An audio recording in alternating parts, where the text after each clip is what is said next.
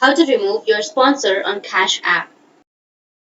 So if you want to remove your sponsor on your Cash App, then what you need to do is you just need to simply open up your Cash application. The sponsor needs to follow the steps to unsponsor an account. This can be done through the Cash App or by contacting customer support. So these are the steps for the unsponsor using the Cash App.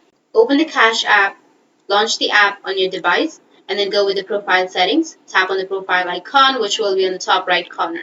After that, scroll down and tap on the Family Accounts option.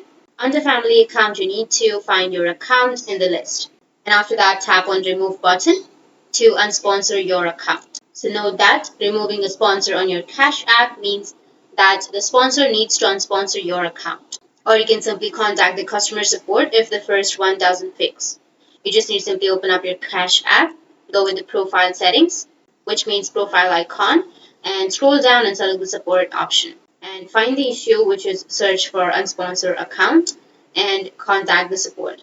Start a chat with a customer support representative and request to unsponsor your account. In this way, you'll be able to remove a sponsor on your Cash App. And if you have any questions, feel free to comment below. Thanks for watching.